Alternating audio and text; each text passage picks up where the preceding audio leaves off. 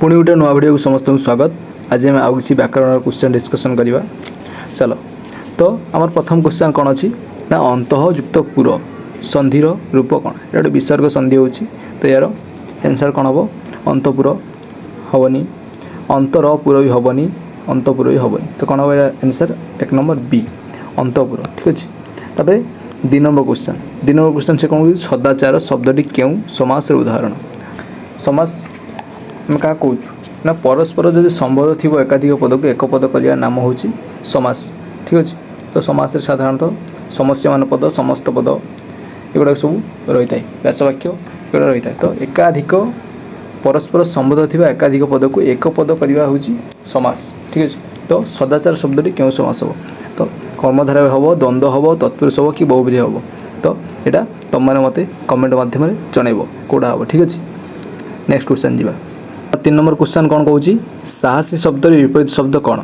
ठीक अच्छे साहसी शब्द विपरीत शब्द कौन है तो आम साधारण देखिए कौन जो जो ऑप्शन गुड़ाक देती सीधा भाग तुम जड़े देखिले भी जापर साहसी रौन ना कौन हम ऑप्शन बी भीरु है तो दुर्बल विपरीत कौन हम सबल नम्र कौन हम कठोर कठोर नम्र तो option B 3 number option B साहस शब्द विपरीत शब्द कौन हम ना भीरु।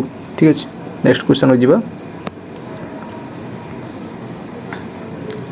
4 नंबर से कौन कौन सुंदर समार्थक शब्द कौन समार्थक अर्थात पर्यायवाची शब्द प्रति शब्द कौन हम सुंदर कौन लगुच तुमको कठिन हम कि कठिन हेनी सुंदर गोटे गुण को प्रकाश करुच्ची कठिन तार गोटे अपोजिट हो तो शक्तिशाली किसी बुझाऊँ कि सेमती किसी ना उग्र किसी बुझाऊँ कि ना मनोहर कहले आम बुझीपार सुंदर गोटे सुंदर जो भाया लगुच मनोहर भी से भाया गोटे तार समर्थक शब्द भाई लगे तो सुंदर कौन हम समर्थक शब्द 4 नंबर ऑप्शन ए मनोहर। ठीक अच्छे तापर 5 नंबर से कौन कौन परिश्रमी शब्द रे क्यों प्रत्यय लगी। ठीक अच्छे परिश्रम शब्द रे क्यों प्रत्यय लगी ये आम हूँ परिश्रम यहाँ गोटे तद्धित शब्द। ठीक अच्छे तद्धित केत हुए जो गोटे शब्द सहित किसी प्रत्यय लगी गोटे नुआ शब्द सृष्टि हुए तो ये परिश्रम शब्द सहित ई प्रत्यय लगी।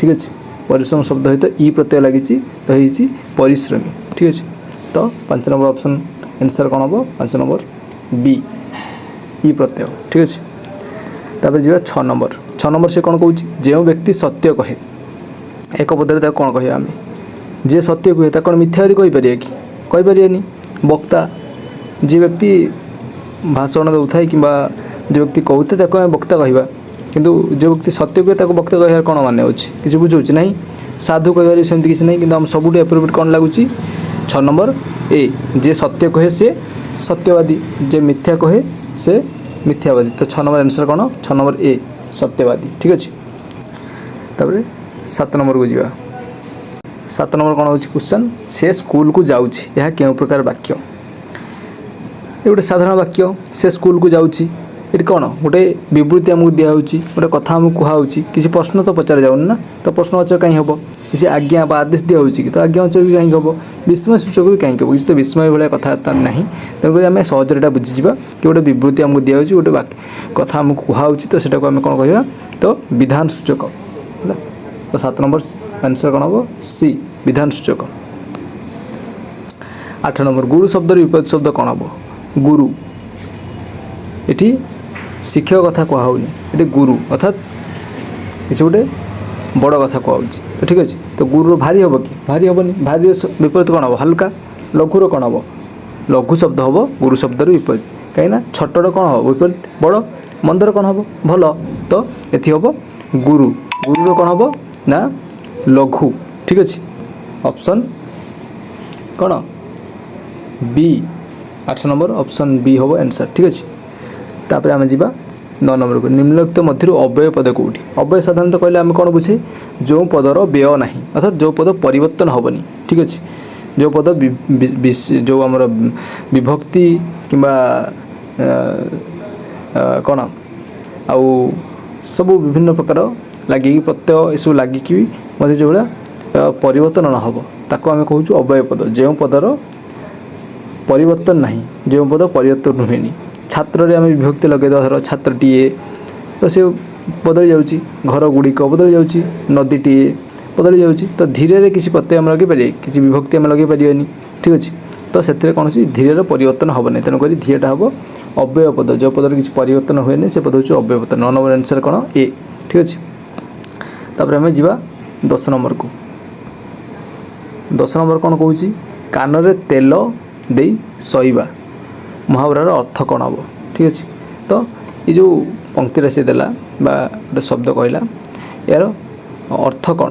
କାନରେ ତେଲ ଦେଇ ଶୋଇବା ଅର୍ଥାତ୍ ବିଶ୍ରାମ କରିବା ହେଉନି, କାନରେ ତେଲ ଦେଇ ଶୋଇବା ଅର୍ଥାତ୍ ବୁଝାଉଛି କି କ'ଣ ଗୋଟେ କଥାଟା ଆମେ ଶୁଣିକି ବାରବାର ତାକୁ ଅବହେଳା କରିବା, ଠିକ୍ ଅଛି। ତ ଏହାର ଆନ୍ସର୍ କ'ଣ ହେବ? 10 ନମ୍ବର ବି, ଠିକ୍ ଅଛି। 11 ନମ୍ବର, ବିଦ୍ୟାଳୟ ଶବ୍ଦଟି କେଉଁ ପ୍ରକାର ଶବ୍ଦ? ବିଦ୍ୟାଳୟ ଶବ୍ଦ ଆମେ ସାଧାରଣତଃ ଜାଣିଛୁ ଦଶମ କାହା କହିବା, ଯେଉଁ ଶବ୍ଦ ଆମେ ସଂସ୍କୃତ ଶବ୍ଦ ଯେଉଁଟା ବ୍ୟବହାର କରୁଛୁ ଓଡ଼ିଆ ଭାଷାରେ ତାକୁ ଦଶମ, ତଦ୍ଭବ କେଉଁଟା ଯେଉଁଟା ସଂସ୍କୃତ ଶବ୍ଦରୁ ସୃଷ୍ଟି ହେଇଛି, ଦେଶଜ କେଉଁଟା ଯେଉଁଟା ଆମେ ଦେଶରେ ବ୍ୟବହାର ହେଉଛି ବା ଗୋଟେ ଆଞ୍ଚଳିକ ଶବ୍ଦରେ ବ୍ୟବହୃତ ହେଉଛି ତାକୁ ଆମେ ଦେଶଜ କହୁଛୁ, ଆଉ ବିଦେଶୀ ହେଉଛି ଯେହେତୁ ବୈଦେଶିକ ଶବ୍ଦ ଯେଉଁଗୁଡ଼ା ଆସିଛି। ତ ବିଦ୍ୟାଳୟ ଶବ୍ଦଟି ହେଉଛି ଆମର କ'ଣ? ସଂସ୍କୃତ ଶବ୍ଦ, ସଂସ୍କୃତରେ ବିଦ୍ୟାଳୟ ଶବ୍ଦ ବ୍ୟବହାର ଅଛି, ତେବେ ସେଇଟା କ'ଣ ହେବ? ତତ୍ସମ ଶବ୍ଦ, ଠିକ୍ ଅଛି। 12 ନମ୍ବର, ମୋ ପୁସ୍ତକଟି ଟେବୁଲ ଉପରେ ଅଛି, ଉପରେ କେଉଁ ପଦ? ତ ଆମେ ଉପରେ ଶବ୍ଦଟା କ'ଣ ବିଶେଷ ହେଇପାରିବ? ହେବନି। ସର୍ବନାମ ହେଉଛି କି? ନାମ ପରିବର୍ତ୍ତେ ବ୍ୟବହୃତ ହେଇଛି କି? ନାହିଁ। ତ ସର୍ବନାମ ହେବନି। ବିଶେଷଣ କାହାର ଗୋଟେ ଗୁଣ, ଅବସ୍ଥା, ପରିମାଣକୁ ସୂଚାଉନି। ତ କ'ଣ ହେବ?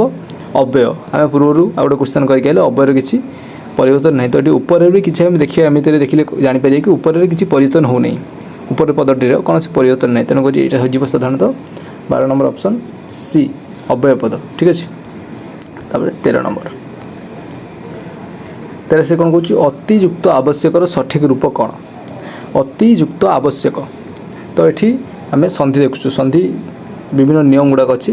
ତ ଏଠି ଆମେ କ'ଣ ଦେଖୁଛୁ? ପୂର୍ବ ପଦରେ ଶେଷରେ କ'ଣ ଅଛି? ଇ କାର ଅଛି, ପରପଦର ଆରମ୍ଭରେ କ'ଣ ଅଛି? ଆ କାର ଅଛି। ତ ଗୋଟେ ସୂତ୍ର ଅଛି, ଏଇଟା ସ୍ୱରସନ୍ଧି ହେଉଛି। ତ ସ୍ୱରସନ୍ଧିର ଗୋଟେ ସୂତ୍ର ଅଛି କ'ଣ? ଯଦି ପୂର୍ବପଦ ଶେଷରେ ଇ କାର ଥିବ, ହସିକାର ବା ଦୀର୍ଘଇକାର, ଆଉ ତାପରେ ପରପଦର ଆରମ୍ଭରେ ଯଦି ଇ ଆଉ ହର୍ଷି ଆଉ ଦୀର୍ଘ ଭିନ୍ନ ଅନ୍ୟ କୌଣସି ସ୍ୱରବର୍ଣ୍ଣ ଥିବ, ତେବେ ସେ ଇ କାର୍ଡ଼ଟା କ'ଣ ହେଇଯିବ? ଇୟ ହେଇଯିବ, ଠିକ୍ ଅଛି। ଇ କାର୍ଡ଼ଟା ଇୟ ହେଇଯିବ, ଆଉ ଯେଉଁ ପରବର୍ତ୍ତୀ ସ୍ୱରବର୍ଣ୍ଣଟା ଥିବ ସେଇଟା ଇୟରେ ଆସିକି ମିଶିଯିବ। ତ ଏଠି କ'ଣ ହେବ? ସେମିତି ହେଲେ ଅତି, ଯଦି ସେଇଟା ଇୟ ହେଇଗଲା ତ କ'ଣ ହେଇଯିବ? ଅତ୍ୟ, ଅତ୍ୟ, ଇ କାର୍ଡ଼ଟା ଇଏ ହେଇଗଲା ଅତ୍ୟ, ତାପରେ ଆ ଅଛି ଅତ୍ୟା, ତ ଅତ୍ୟାବଶ୍ୟକ, ତ କ'ଣ ହେବ? ଅତ୍ୟାବଶ୍ୟକ। ତ ଏଠି ଆମେ ସ୍ପେଲିଂ ଦେଖିବା, ଅତ୍ୟାବଶ୍ୟକ ବି ଦୁଇଟା ଅଛି, ବିରେ ବି ଅଛି, ସିରେ ବି ଅଛି। ତ ସ୍ପେଲିଂ ଯେଉଁଟା ଅତି ଆବଶ୍ୟକରେ ତାଲବେଶ ଅଛି, ତ ଏଠି ମଧ୍ୟ ତାଲବେଶ ରହିବ। ସ୍ପେଲିଂରେ କୌଣସି ବନାନରେ କୌଣସି ପରିବର୍ତ୍ତନ ହେବ ନାହିଁ। ତ ଅପସନ୍ କ'ଣ? ବି, ଅତ୍ୟାବଶ୍ୟକ।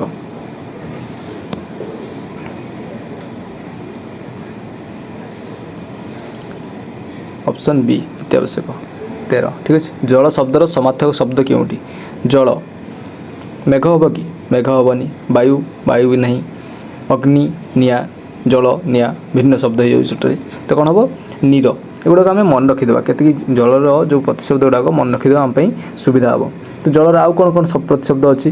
ଆଉ କ'ଣ କ'ଣ କହେ ଜଳକୁ ବୁଝାଏ? ନା ସଲିଳ, ଜୀବନ, ଉଦକ, ଆଉ ପୟ, ଅମ୍ବୁ, ବାରି, ଏଗୁଡ଼ାକ ସବୁ ଗୋଟେ ଗୋଟେ ଜଳର ପ୍ରତିଶବ୍ଦ।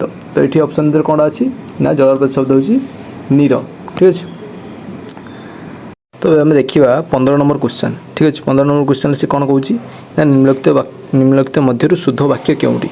ଆମେ ଏଠି ଅପସନ୍ ସେ ଦେଇଛି, ସେ ପୁସ୍ତକ ପଢ଼ୁଛନ୍ତି, ସେ ପୁସ୍ତକ ପଢ଼ୁଛି, ସେ ପୁସ୍ତକ ପଢ଼ୁଛ, ସେ ପୁସ୍ତକ ପଢ଼ୁଛୁ। ତ ଆମେ ଏଠି ଗୋଟେ କଥା ଲକ୍ଷ୍ୟ କରିବା କି କର୍ତ୍ତା ଆଉ କ୍ରିୟା, କର୍ତ୍ତାର ଯେଉଁଭଳିଆ ପୁରୁଷ ବଚନ ଥାଏ, କ୍ରିୟାରେ ମଧ୍ୟ ସେଇଭଳିଆ ପୁରୁଷ ବଚନ ଥାଏ। ତ କର୍ତ୍ତାରେ ପ୍ରଥମ ପୁରୁଷ, ଦ୍ୱିତୀୟ ପୁରୁଷ, ତୃତୀୟ ପୁରୁଷ, ଏକବଚନ ବହୁବଚନ, ସେଇଭଳିଆ କ୍ରିୟାରେ ବି ପ୍ରଥମ, ଦ୍ୱିତୀୟ, ତୃତୀୟ ପୁରୁଷ, ଏକବଚନ ବହୁବଚନ। ତ ସେଇଟା ହେଉଛି କ'ଣ? ଆମେ ସେଇଟା ହେଉଛି ତୃତୀୟ ପୁରୁଷର ଏକବଚନ। ସେଇଭଳିଆ ଆମେ ପଢ଼ୁଛି, ପଢ଼ କ୍ରିୟାରେ ଦେଖିବା କେଉଁଟା ଏକବଚନ କେଉଁଟା ବହୁବଚନ। ତ ପଢ଼ୁଛନ୍ତି କ'ଣ ଲାଗୁଛି ଆମକୁ?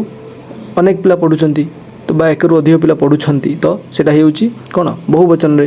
ପଢ଼ୁଛି, ପଢ଼ୁଛିଟା ଆମକୁ କ'ଣ ଲାଗୁଛି? ଏକବଚନ। ଜଣେ ପଢ଼ୁଛି, ଏକବଚନ। ତ ପଢ଼ୁଛ, ଇଏ ତ ହେବନି। ତ ପଢ଼ୁଛୁ, ପଢ଼ୁଛୁ କହିଲେ ବି ଆମେ ଦୁଇ ଜଣଙ୍କୁ ବୁଝାଉଛି। ପଢ଼ୁଛୁ, आमे पढ़ुची आमे माने पढ़ुछु आमे दुई जन पढ़ुछु बा आमे माने पढ़ुछु तो एटा होची कर्ता जेहेतु अच्छी तृतीय पुरुष एक वचन तो क्रिया भी दो तृतीय पुरुष एक वचन ही रहिबो तो ये आम देखले एप्रोप्रिएट आंसर ठीक आंसर कोटा हम ना से पुस्तक पढ़ुछि से भी हूँ तृतीय पुरुष कर्ता तृतीय पुरुष एक वचन पढ़ुछि हूँ क्रिया तृतीय पुरुष एक वचन ठीक अच्छे तो आंसर कौन हम 15 नंबर बी।